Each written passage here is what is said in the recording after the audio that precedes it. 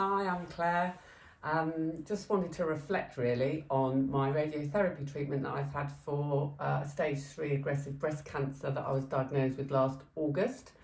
I wasn't sure if I would choose to have radiotherapy, but because I didn't have a complete pathological response to my operation after my high dose chemo, I decided that I would. I also meditated on it at the end of a yoga practice and asked for guidance, and the guidance was to cover myself. And then, so following on from that, I decided to go ahead. I'm having the new 5-day regime rather than the old 15-day, which felt right for me. So I guess what I wanted to share was that it hasn't changed my week at all. I've had a great week. I felt the same. I haven't had any reactions. I haven't had any side effects.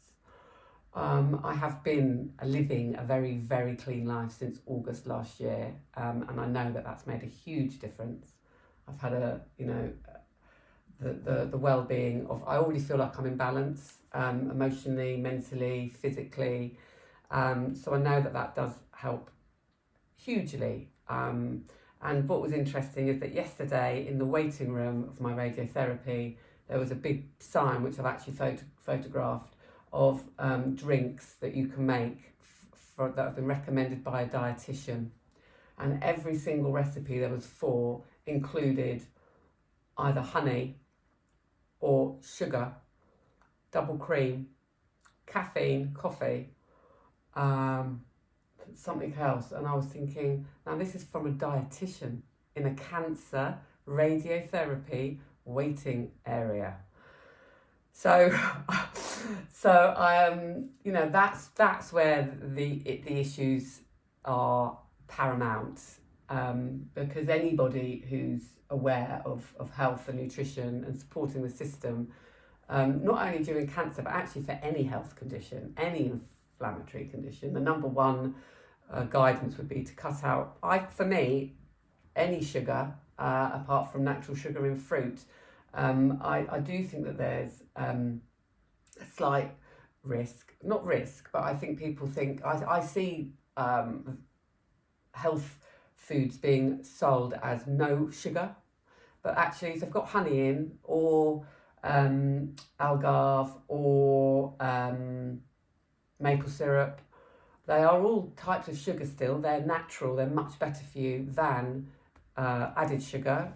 But really, if you are going through a cancer diagnosis, in an ideal world, you wouldn't have any sugar substitute, perhaps apart from stevia, or occasionally a little bit of maple syrup. But really, if you're trying to deal with a big diagnosis like that, and we don't need to add it. I think, I haven't been having that now since last August, and I don't miss it now. My body's got so used to not having it that it wouldn't taste, when I do have something with it and it doesn't feel right, or I can tell straight away.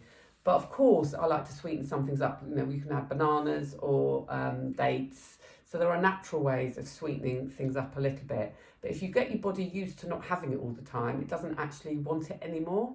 And same for I juice every day, and some of the combinations. When I say juice, it's vegetable juice. I think some people, associate smoothies especially with just fruit, but I'm having all vegetable juices with turmeric and ginger in every day, and I really enjoy it now. I think at the start, I have juiced in the past, but not to this degree. And at the start, I would be taking it purely just because I knew it was good for me, for my system. Whereas now I actually really enjoy it. So the body adapts very easily. So if anybody's out there who has tried some of these things, just give your body time to adapt, and your body will end up craving it because the cells want it. They're going to ask for it. Your cells are listening all the time. But if you're switching from one lifestyle to another, then there's an adaptation process that needs to take place. You need to get the calling from your good bacteria rather than from your bad bacteria. But anyway, just to share that, not always to take note of what is being offered to you, or what is being sold to you, or what is being branded to you as being a good thing from the hospitals.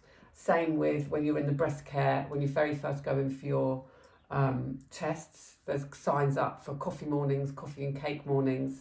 And of course, caffeine and sugar isn't going to help any cancer diagnosis or any lifestyle, but especially in that situation. So we have choices that we can make. We don't, so I just say use your discernment as to what area of support's right for you.